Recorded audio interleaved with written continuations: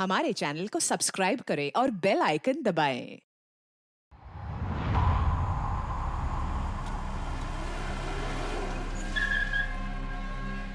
बबन, ये ले। दिलीप,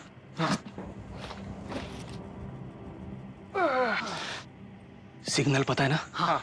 देकर जल्दी वापस आना। जाओ।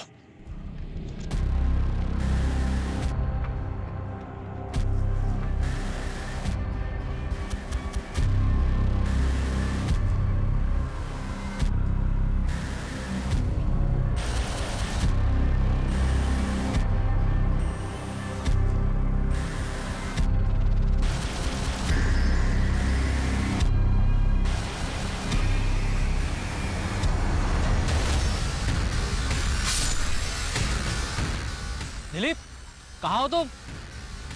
दिलीप,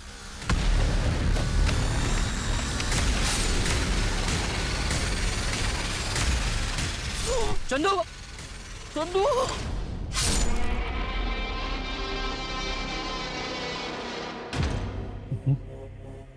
इतना टाइम क्यों लगा रहे हैं ये लोग?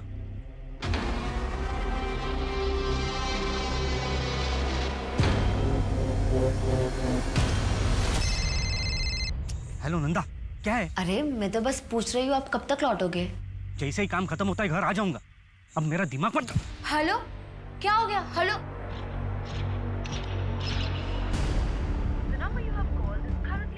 नेटवर्क ही नहीं है।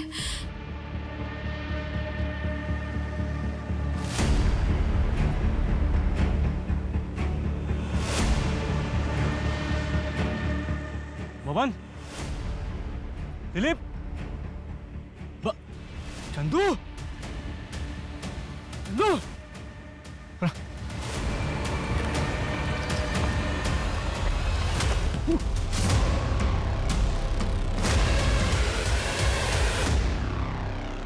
कहा जाता है कि विकृत मानसिकता विनाश का आगमन है। एक अपराधी जब किसी निर्दोष व्यक्ति की जान लेता है तो वो सिर्फ एक जिंदगी नहीं बल्कि उससे जुड़ी कई सारी जिंदगियों को तबाह कर देता है।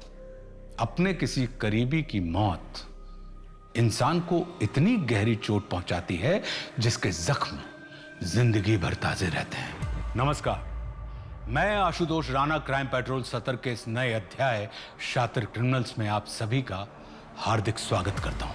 आज हम एक ऐसे भयंकर अपराधी का केस लेकर आए हैं जिसके निर्दयी स्वभाव, क्रूर व्यवहार और जघन्य अपराधों के बारे में सुनकर लोगों का दिल दहल जाएगा।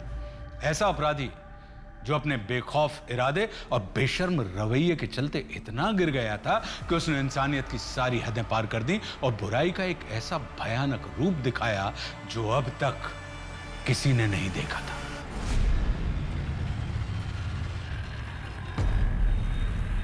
मनीष, तू गप्पा बसा। लेकिन आई तू ऐसा कर कैसे सकती है? प्रॉपर्टी माझी है, इसमें से मैं तुझे कुछ भी नहीं देने वाली हूँ। अरे अगर ये जमीन तेरे नाम पे कर देना तो तू उसे भी बेच के खाएगा। पहले 2 रुपए तो कमा के दिखा मुझे, हैं? अक्खा दिन मवालीगिरी करते घूमता है। तेरे को पहले ही बोल रहा हुआ, उस जमीन पर मेरा भी हक है। चुपचाप उसे मेरे नाम पे कर दे वरना तुझे घर से बाहर निकाल दूंगा, समझी? तू मुझे घर से बाहर निकालेगा? ये मेरा घर है और ये हरकत फिर से की ना, मैं तुझे घर से बाहर निकाल दूंगी। मुझे घर से बाहर निकालेगी? पागल हो गया है? अपनी माँ पे हाथ उठाता है। अबे तू होता कौन है रे हमारे घर के बीच में बात करने वाला? वो तो आई की मेहरबानी है करके तू यहाँ रह रहे, समझा ना? मेहमान है, मेहमान की तरह रहे। मनीष देख, बोल रहा हूँ, अगर दोबारा ऐसी गलती की ना पुलिस में कंप्लेन कर दूंगा। अबे ये धमकी किसी और को देना, समझा क्या? पुलिस में कंप्लेन करेगा? जा कर लेना जो करना है। खून आ गया है, आइए मैं दवाई लगा देता हूँ, आ जाइए। कितना खून निकला। कोई अपनी माँ पे हाथ उठाता है क्या? और आप कब तक ऐसे सहती रहेंगी? अरे वो हमारी कोथरूड वाली जमीन है ना, वो मैंने मेरी बेटी सीमा के नाम कर दी और मनीष को ना पूछा ना बताया, इसलिए वो नाराज हो गया है। गलती तो मेरी ही है ना।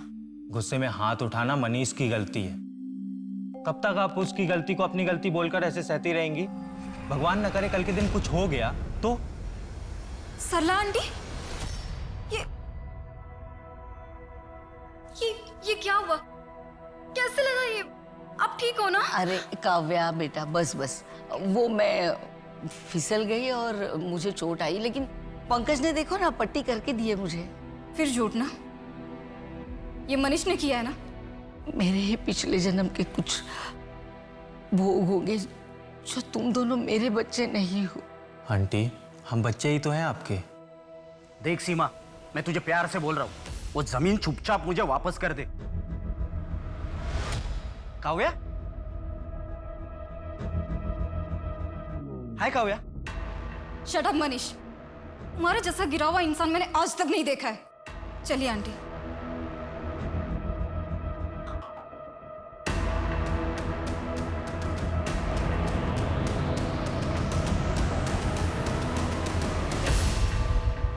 क्या हुआ भाई, गाड़ी क्यों रोकी? भैया थोड़ा आगे तक छोड़ दोगे क्या? हॉस्पिटल तक जाना है।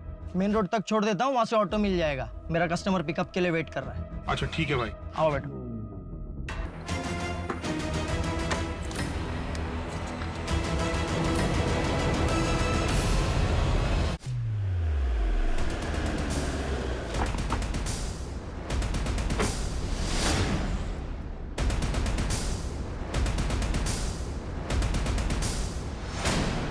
आइए सर।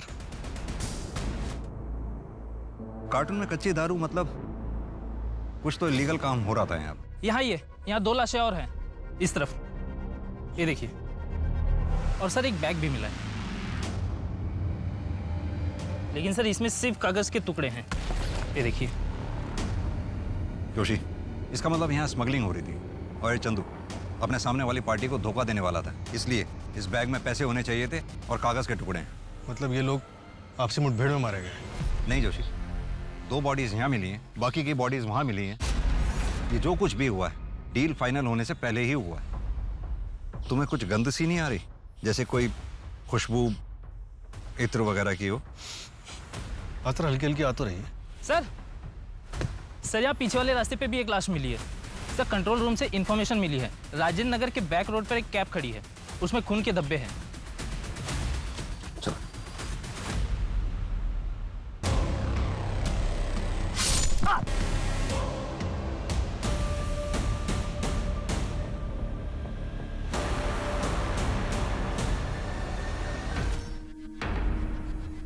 जंगल से यही एक पहली रोड आती है जो मेन रोड की तरफ जा रही है। ये इत्तेफाक नहीं हो सकता। गावड़े, एक काम करो, आसपास के घर में पता करो कहीं सीसीटीवी लगा हुआ या किसी ने कुछ देखा हो। शर्मा, इन लोगों की स्टेटमेंट ले लो और यहीं रुकना, मैं कैब देख कर आ रहा हूं।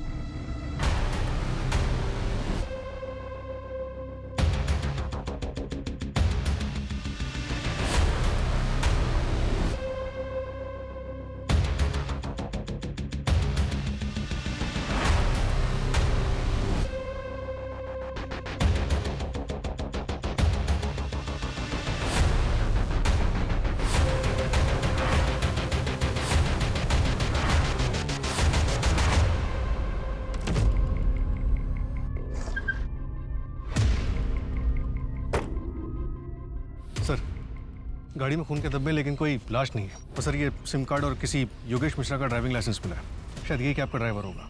इस आदमी की लाश तो हमें बैक रोड पे मिली है। कैब चुराने के लिए योगेश मिश्रा को मारा गया होगा। हाँ हो सकता है जोशी, लेकिन अगर कैब चुराने के लिए ही योगेश का मर्डर किया जाता तो गाड़ी इस तरह से रास्ते के बीचों बीच छोड़कर कातिल नहीं जाता। तो शायद गाड़ी खराब हो गई होगी। और सर एक और बात, गाड़ी में सेम इत्र की खुशबू आ रही है जो हमें जंगल वाली बॉडीज में मिली थी। चेक करो।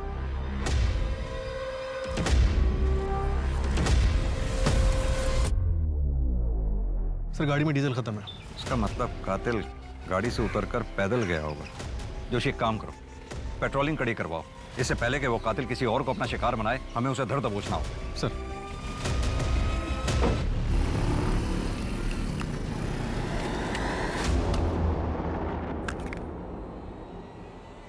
अरे भाई साहब, अरे भाई साहब क्या हुआ? अबे अबे पागल हुआ क्या?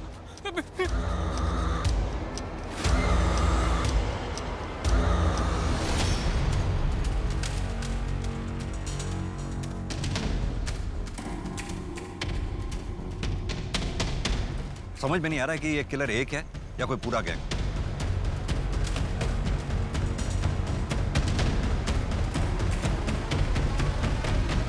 केमिस्ट शॉप से पता करो ये बिल किसे इशू हुआ। सर। हेलो। क्या?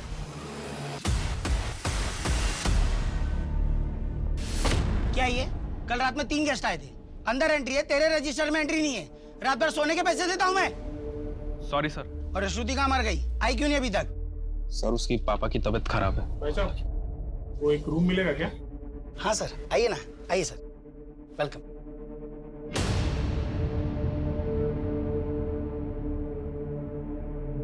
नाम क्या है sir? Lucky Tiwari. Sir Aadhaar card please. लेकिन कोई आईडी प्रूफ नहीं है। लकी तिवारी, जाहिर है कातिल ने अपना असली नाम तो बताया नहीं होगा। सर कोई सीसीटीवी नहीं है। कुछ समझ नहीं आ रहा सर। एक दिन में 9 मर्डर करके ये किलर आखिर प्रूफ क्या करना चाहता है? वही तो जानना है। न जाने कैसे मीडिया वालों को भनक लग गई और वो जंगल वाले क्राइम स्पॉट पे पहुंच गए सर। आप टेंशन ना लें सर, इस केस को मैं खुद मॉनिटर कर रहा हूँ जी। जल्दी कंट्रोल करेंगे सर। जी सर, मैं आपको अपडेट करता रहूँगा। ओके सर, जय हिंद।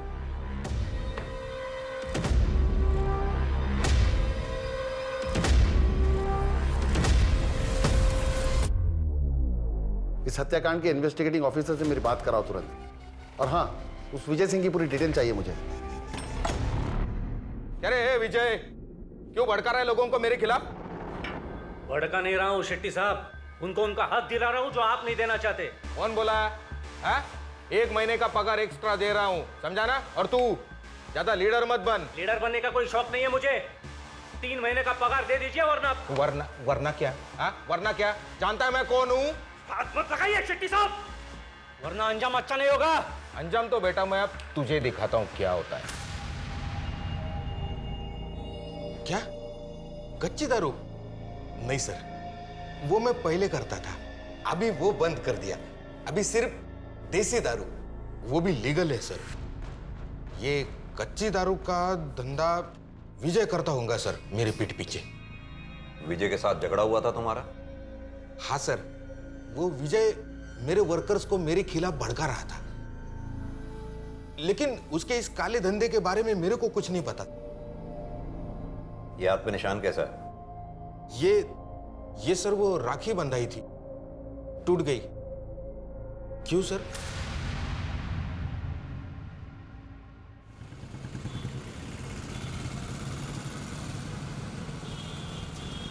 पापा मुझे अब बिल्कुल अच्छा नहीं लगता, यहाँ मुझे कोई प्यार नहीं करता। ऐसा नहीं बोलते कनक बेटा, मम्मी नानू जी कितना प्यार करते हैं तुमसे। बस मुझे एक नौकरी लग जाए, फिर मैं तुम्हें और मम्मी को यहाँ से लेके जाऊंगा। पर पापा। कनक, तुझे कितनी बार कहा है इस कमीने आदमी से मत मिला कर। नाना जी, मेरे पापा है वो।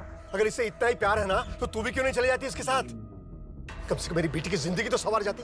तुम दोनों से छुटकारा मिलता तो कम से कम वो आगे तो बढ़ पाती। पापा प्लीज। तो चुप रहे और इसे लेकर अंदर जा। चल अंदर जा। और तू दोबारा यहाँ कदम में मत रखना, वरना मुझसे बुरा कोई नहीं होगा।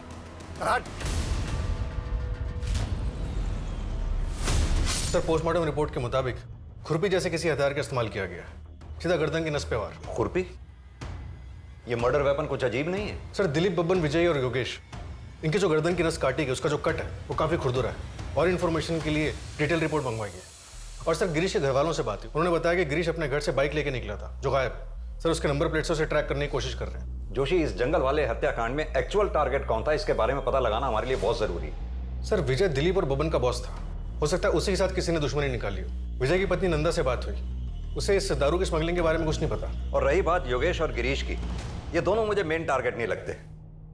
इनका किलर को मिलना इत्तेफाक हो सकता है। अब बाकी बचे वो लोग, लॉज का मालिक रोहित तोमर और वहां का सिक्योरिटी गार्ड गणेश, उनके बारे में कुछ पता चला? सर, रोहित की पत्नी अभी शहर में नहीं है, कल तक पहुंचेगी। बाबा, बाबा, आई खाना खाने बुलाई। अबे नालायक, सब बिगाड़ दिया ना तूने। नंदा जल्दी तो, टिफिन लेट हो रहा है। हाँ हाँ, बस 1 मिनट, बस रेडी है। हाँ आज रात को लेट आऊंगा, ठीक है? ठीक है, बाय बाय।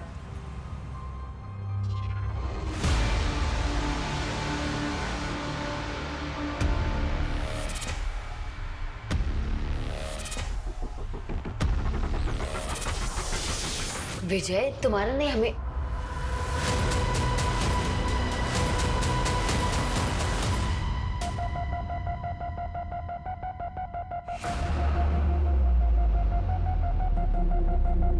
नंदा, कब तक हम विजय से ऐसे ही चुप चुप के मिलते रहेंगे? तुम चलो, हम कहीं भाग चलते हैं। तुम पागल हो गए हो क्या? मैं ऐसा भाग नहीं सकती। जैसा चल रहा है ना वैसे चलने दो। इसका मतलब विजय जब तक तुम्हारी जिंदगी में है, तुम शादी नहीं करोगी।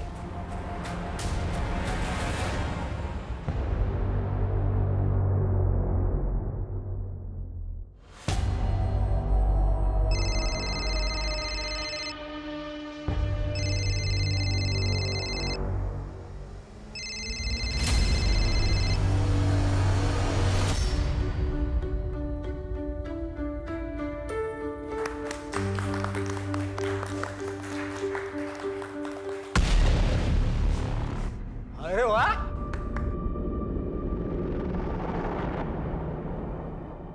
तुम तो बड़ी खूबसूरत लग रही हो। और ये मनीष, अबे पता है जा रहा हूं, लेकिन तू शादी भले ही इससे कर रही है, तो अगर तो नहीं मनाऊंगा ना।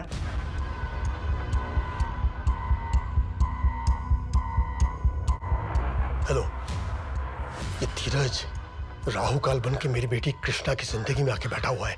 जब तक ये रहेगा तब तक मेरी बेटी आगे नहीं बढ़ पाएगी, इसलिए इसे तुरंत रास्ते से हटाना होगा, कैसे भी, और आज ही। क्या हुआ? मुझे ऐसे अर्जेंटली क्यों बुलाया? पापा हम लोग ऐसे जल्दी से चलते पापा, वरना वो लोग आपको मार डालेंगे। पापा हम जल्दी चलते पापा। शांत हो जा बेटा, शांत हो जा बेटा। कौन मारेगा? काम खत्म होते ही मुझे फोन करना। लेकिन बेटा तेरी मम्मी तो वहीं पर है ना। पापा नाना जी मम्मी को कुछ भी नहीं करेंगे, हम लोग चलते, बाद में आके मम्मा को ले जाएंगे। अच्छा, लेकिन विष्णु जी आप तो कह रहे हो धीरज गुप्ता कनक के पिता है, तो उनके साथ जा सकती है ना, गलत क्या उसमें? अरे सर आप समझ ही नहीं रहे हो, मेरी नातिन कल रात से गायब है और उस धीरज ने कुछ गड़बड़ किया है। एक नंबर का कमीना है वो, आप पकड़िए उसे। सर मैं अपने मतलब धीरज के घर भी जाकर आई, पर वहां पे ताला लगा हुआ है। मुझे बहुत चिंता हो रही है सर, आप प्लीज उन दोनों को ढूंढ लीजिए, कहीं वो किसी मुसीबत में ना हो सर। प्लीज सर, प्लीज उन्हें ढूंढ लीजिए। सर, वो मेडिकल शॉप जिसकी रिसीट मिली थी वो पिछले कुछ दिनों से बंद है, उसका ओनर गायब है, हम उसे ट्रैक कर रहे हैं। और शेट्टी, उसके बारे में कुछ मिला? सर उसका सीडीआर और कॉल लोकेशन सब क्लीन है। विजय के मर्डर वाले दिन वो अपने घर पे ही था। जोशी, अगर शेट्टी को ये काम करना ही होता तो वो अपने हाथ गंदे क्यों करेगा? हो सकता है इस काम के लिए उसने सुपारी दी हो। अपना खबरी नेटवर्क एक्टिवेट करो। Okay sir.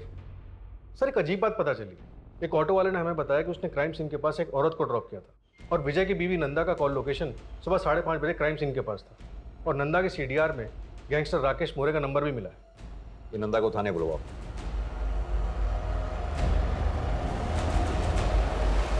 सर वो जो कैब में सिम कार्ड मिला था वो किसी बंटी सिंह के नाम पे रजिस्टर्ड है, शिवाजी नगर का एड्रेस है। तुरंत वहां के लिए निकलो, शायद कुछ हाथ लगे। अरे मैं तो बस पूछ रही हूँ आप कब तक लौटोगे? जैसे ही काम खत्म होता है घर आ जाऊंगा। अब मेरा दिमाग पर। हेलो, क्या हो गया? हेलो,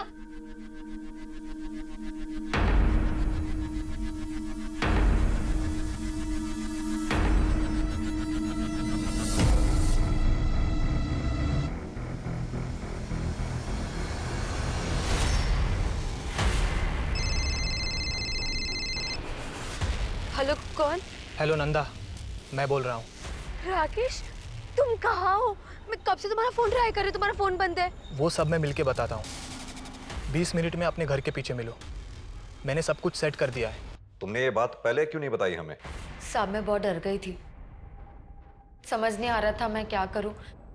मैंने घर जाके राकेश का भी इंतजार किया, वो नहीं आया। कहानियां गढ़नी बंद करो नंदा। राकेश के साथ मिलकर तुमने ये कांड किया है, बाकी लोगों को क्यों मारा? साहब मेरा विश्वास करो, मैंने ऐसा कुछ नहीं किया है। मैं बस ये चाहती थी कि राकेश और मेरी सच्चाई किसी के सामने ना आए। तुम ये बात अच्छी तरह से जानती थी ना कि राकेश विजय को मारना चाहता था? नहीं साहब, मुझे नहीं पता था, मैं सच कह रही हूँ। ठीक है, अभी तुम जा सकती हो।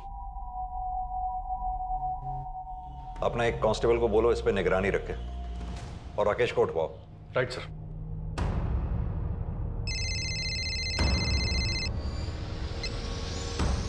जय हिंद सर। केस का क्या स्टेटस है सिंह? सर ये विजय कच्ची दारू स्मगल करता था। हम स्मगलिंग का एंगल भी इन्वेस्टिगेट। नहीं, मुझे नहीं लगता कि विजय की वजह से इतने मर्डर हुए होंगे। तुम बाकी विक्टिम्स पे ध्यान दो। हाँ सर, बाकी एंगल भी स्टडी कर रहे हैं हम सर। और वो स्मगलिंग वाले एंगल में ज़्यादा घुसने की जरूरत नहीं है, वहाँ कुछ नहीं मिलेगा तुम्हें। ओके सर, जय हिंद सर।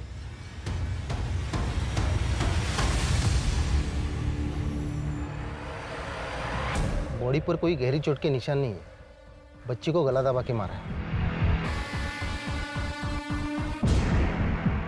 9 नंबर का जूता है, इसे फोरेंसिक भेजो और पता करो किस दुकान में बिका है। शायद ये भी धीरज का ही है।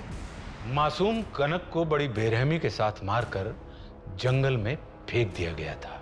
कनक के पिता धीरज कहां थे, उनके साथ क्या हुआ था? वहीं दूसरी तरफ इन लोगों को मौत के घाट उतारने वाले अपराधी अभी भी खुलेआम घूम रहे थे।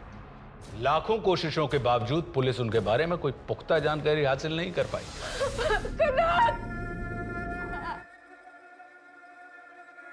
देखिए कृष्णा जी, हम आपकी हालत समझ सकते हैं, लेकिन आगे इन्वेस्टिगेशन कंटिन्यू करने के लिए आपसे कुछ सवाल पूछने जरूरी है।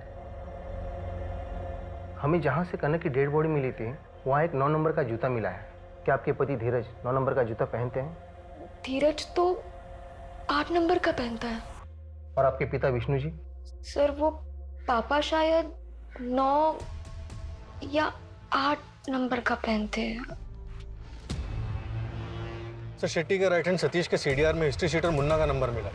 इन दोनों के बीच पिछले महीने काफी बातचीत हुई थी। उठा लो इस मुन्ना को। और सर ये रोहित को लैंड माफिया यशवंत से काफी धमकियां मिल रही थी। दुगनी कीमत दे रहा हूं, ले ले। और मुझे जो चाहिए वो मुझे दे दे, वरना क्या? और तेरी धमकियों से डरने वाला नहीं हूं मैं। रुक, अभी पुलिस को फोन करता हूं। विनोद चंदेल को पुलिस की धमकी देता है। सर छोड़ दीजिए सर। लो छोड़ दिया, लेकिन ये तो अभी ट्रेलर है भाभी जी। समझाओ अपने पति को, अगर इसे कुछ हो गया तो आपको कौन संभालेगा? वैसे संभाल तो हम भी लेंगे। समझाओ इसे। चल रे। लैंड माफिया,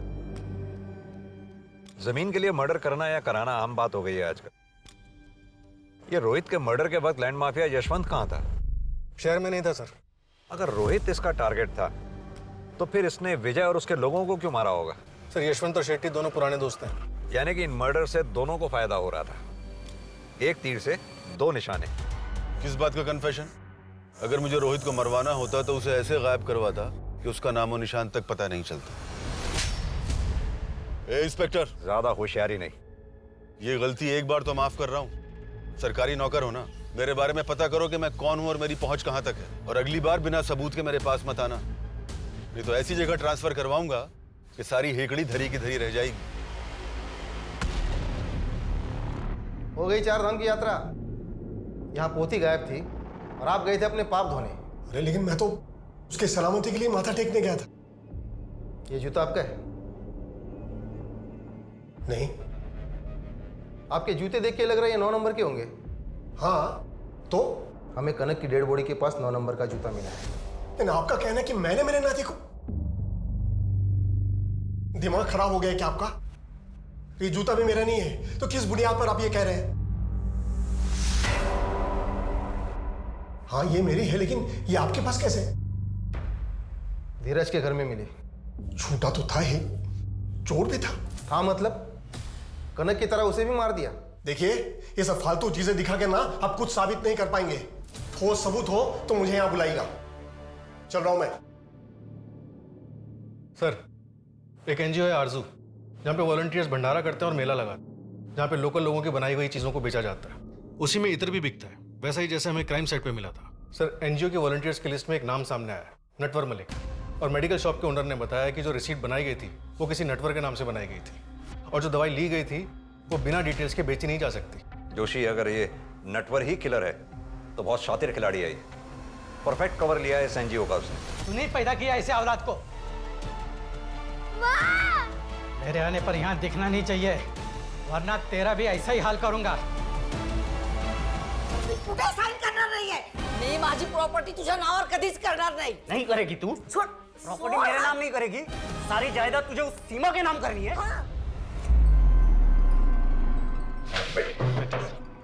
नटवर यही एनजीओ होम में रहता था, लेकिन 4 महीने पहले वो किसी को बिना कुछ बताए यहाँ से चला गया। उसका कुछ सामान पड़ा है, मैं आपको दिखाता हूँ।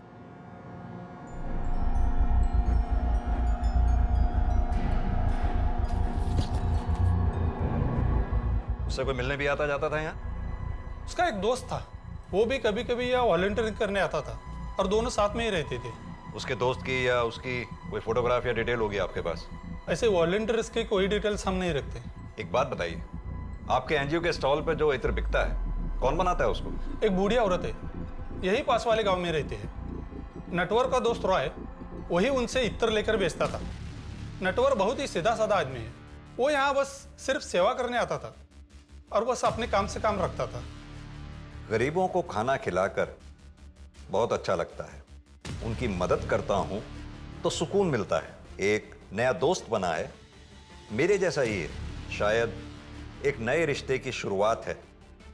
मिलकर दूसरों की मदद करेंगे। लोअर मिडिल क्लास का लड़का लगता है, जिसके जनरल इश्यूज हैं, सोसाइटी की मदद करना, कम्युनिटी को खाना खिलाना। ऐसा लड़का किसी के मर्डर क्यों करेगा? सर लेकिन इसकी डायरी हैंडराइटिंग एक्सपर्ट से एनालाइज कराने के बाद ये समझ में आता है कि इस आदमी का हाथ कांपता है। ठीक वैसे ही जैसे कुछ मर्डर विक्टिम्स के घाव क्लीन थे। सर हो सकता है कि ये 2 अलग अलग लोग। कौन है? चंदू, चंदू। सर डायरी के एंट्रीज में जगह जगह पे ये नाम यूज हुए हैं, बंटी, नटवर, लक्की, और भी नाम है, Ricky, Roy, mister A. Joshi, अभी जो नाम तुमने लिए उन नामों पर जरा गौर करो। Natwar, Bunty, lucky, Roy, mister A, ये जितने भी नाम हैं सभी फेमस फिल्म्स के फेमस किरदारों के जो कॉनमैन थे, यानी कि ठग। हम अभी तक सुरागों में ही उलझे रहे। वो गाड़ी से मिलने वाला SIM card, ID proof, medical receipt, हमें उनसे कुछ भी हासिल होने वाला नहीं था, क्योंकि ये हमारे साथ खेल खेल रहा था। सर हमारे पास इन झूठे नामों के अलावा फिलहाल कुछ भी नहीं। एक बेनाम और बेशक्ल आदमी को ढूंढना बहुत मुश्किल है।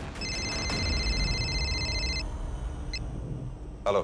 अरे सर, आप जितना टाइम मुझे देते हैं ना, उतना टाइम अपनी बीवी को देंगे ना तो आपकी पूजा करने लगेगी वो। कौन बोल रहा है? नटवर, लकी, रिकी, या मेरा असली नाम जानना चाहते हैं? कौन हो तुम? कहाँ हो इस वक्त? सर मैं जा रहा हूँ आपका शहर छोड़ के, भूल जाइए मुझे। किसके कहने पे तुमने ये सब मर्डर्स किए? मेन टारगेट कौन था तुम्हारा? नटवर, बंटी, लकी, तुम जो कोई भी हो, कोई तो वजह होगी तुम्हारे पास मुझे कॉल करने की। अरे वजह आप हो सर, वैसे आप गलत जगह ढूंढ रहे हैं। मर्डर की वजह घर के बगल में है। हेलो, घर के बगल में मतलब? सर मैं नंबर ट्रैकिंग पे डालता हूँ और जितने भी सस्पेक्ट्स हैं सबके नेबरहुड में देखता हूँ। कुछ नहीं हासिल होने वाला उससे, ये सिर्फ हमें गुमराह कर रहा है, खेल रहा है हमारे साथ। जोशी, इन नामों का सहारा लेकर अभी तक जितने भी क्राइम हुए उन सब की डिटेल्स चाहिए मुझे।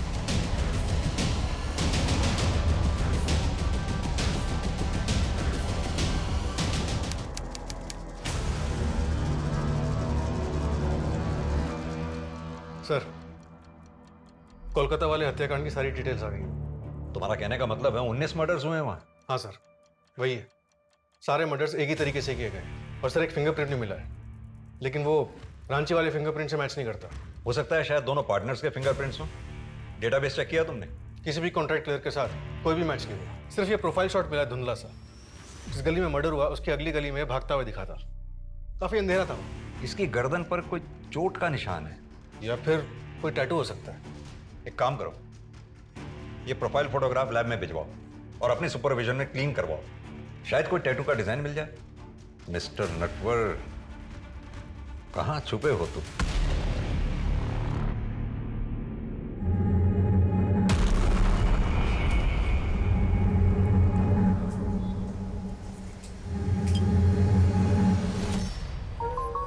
कॉफी आ गई है। आ रही हूँ। पंकज, कल चले अंगूठी देखने के लिए? ठीक है, चलते हैं। पंकज, अगर तुम अपने पास्ट को अभी तक नहीं भूले हो तो कोई बात नहीं, हम थोड़ा और टाइम ले सकते हैं। ऐसा नहीं है तन्वी, बस काव्या की याद आ गई थी। वो मेरा अतीत थी, अब तो मेरी आज हो।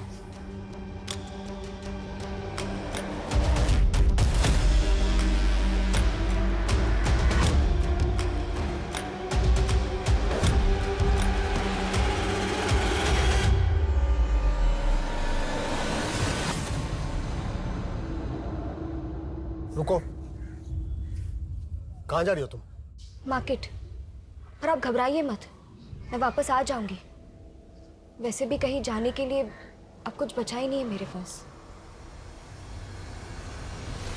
सर, पुणे के केस के बारे में पता चला है, लेकिन 2016 का है। कितने विक्टिम्स थे? 2। सरला दीक्षित, किलर की अपनी माँ, और उनके पड़ोसी काव्या दवे। अपनी माँ? ये कंफर्म्ड है? किलर का नाम है मनीष दीक्षित। ये रहा उसका फोटो। अपनी माँ के मर्डर केस में प्राइम अक्यूज्ड है। ठीक उसी तरह से खुरपी से मारा गया था। इनके साथ एक आदमी रहता था, पंकज, जो इस केस का प्राइम विटनेस है। सर, पिछले 4 साल से पुलिस प्रोटेक्शन में। पुणे पुलिस ने उसे किसी दूसरे शहर में सेटल किया जब तक ये मनीष नहीं मिल जाता। इसकी फोटोग्राफ देश भर के पुलिस स्टेशन में सर्कुलेट कराओ, अपना खबरी नेटवर्क एक्टिवेट करो। 9 महीनों में पहली बार इस किलर को शक्ल मिली है।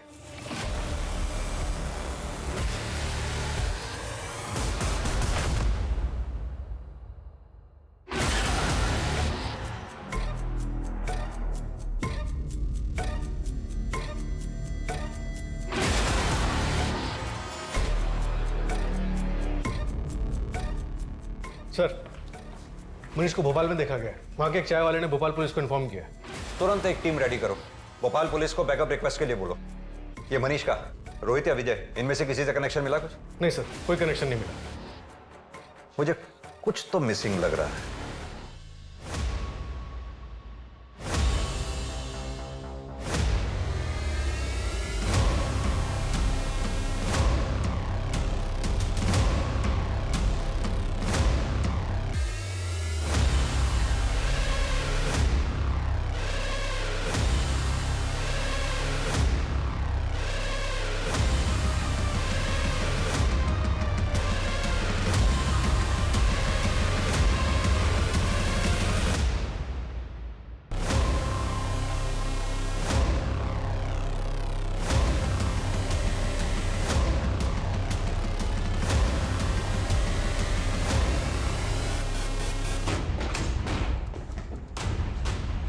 जोशी, गावड़े, उधर देखो। तुम मेरे पीछे आओ। तन्वी, ठीक तो हो तुम? देखो जरा, कहाँ है जोशी?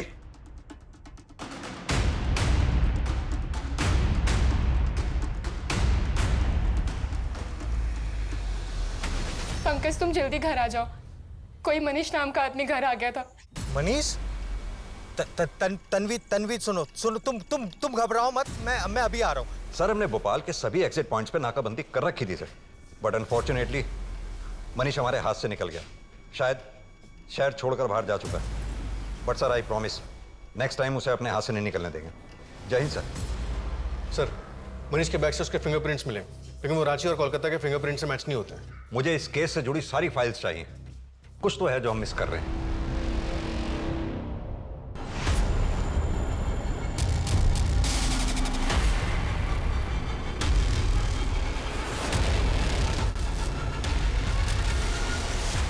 अरे गावड़े, मुंबई की फाइल नहीं, लखनऊ की फाइल चाहिए भाई। कहां हो तुम? इतनी महीनों से कड़ी मेहनत कर रहे हैं, प्रमोशन करवा दूं आपका? कौन? इतने दिनों से आप मुझे ढूंढ रहे हैं, और आज जब आपके सामने हूं, आपने पहचाना भी नहीं। दिल तोड़ दिया आपने।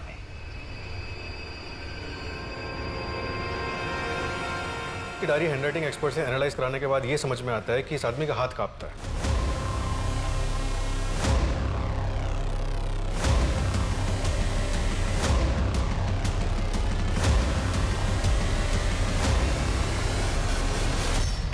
किस नाम से पुकारूं तुम्हें?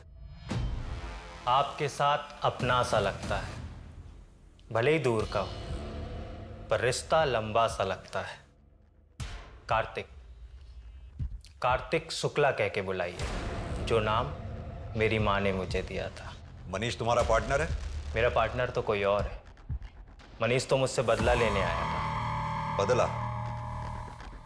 अपनी माँ का बदला लेने? काफी स्मार्ट हैं आप, इसीलिए तो आप मुझे पसंद हैं। एक झटके में किसी की जान लेने में जो नशा है, जो सुकून है, खैर वो आप नहीं समझोगे। बकवास बंद कर और सीधी तरह से ये बता कि तेरा साथी कौन है और कहाँ है। फिलहाल तो तन्वी के घर के पीछे जो गली है, मकान नंबर 4, वहां पे मिलेगा वो। क्या नाम है उसका? कौन है वो? इस बार बहुत बड़ा हाथ मारा है ना तूने। तन्वी नाम है ना उसका?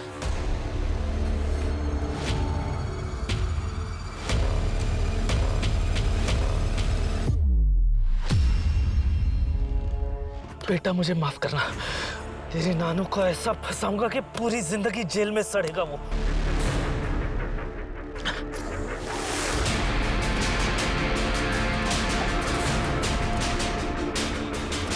बोर नहीं हुआ इन सब चीजों से? ये सारा खेल पुराना सा लगता है। अब लोगों को मारना इतना आसान हो गया है, कोई मजा ही नहीं रहा यार अब इन सब चीजों में। तुझे आना है तो आ, वरना मत आ। मैं अकेले हाथ साफ कर लूंगा उस पर। चल ठीक है, कल का प्लान करते हैं।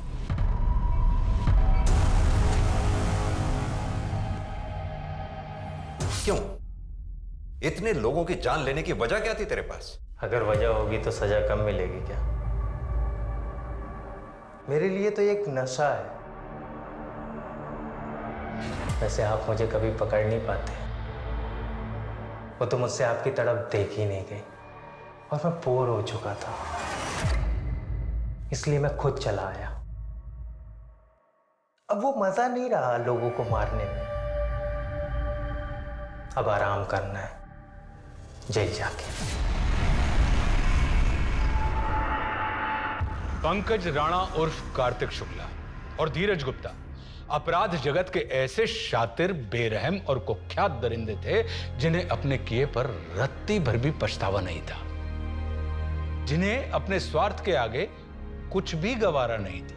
लेकिन उनके इतने भयंकर अपराधों के बावजूद इस केस का सबसे चौंका देने वाला वाकया तब हुआ जब सालों तक जुर्म करने के बाद पंकज राणा ने एक दिन अचानक पुलिस थाने आकर अपने आप को पुलिस के हवाले कर दिया। वो भी सिर्फ इसलिए क्योंकि अब खून खराबे से उसका मन भर चुका था। लोगों को मारने में अब उसे वो मजा नहीं मिल रहा था। वो इन सब चीजों से थक चुका था और जिंदगी में अब कुछ नया करना चाहता था। ये वाकया अपने आप में रोंगटे खड़े कर देने वाला है और हमें यह सोचने पर मजबूर कर देता है कि इस दुनिया में ऐसे भी लोग हैं जिनके लिए लोगों की जिंदगियों से खेलना सिर्फ एक खेल है जो उन्हें रोमांचित करता है। भावनाओं में बहकर एक अजनबी पर भरोसा करना बिल्कुल भी उचित नहीं हो सकता। किसी की सच्ची मंशा को जानने के लिए सतर्क दिमाग का इस्तेमाल करना बहुत जरूरी होता है।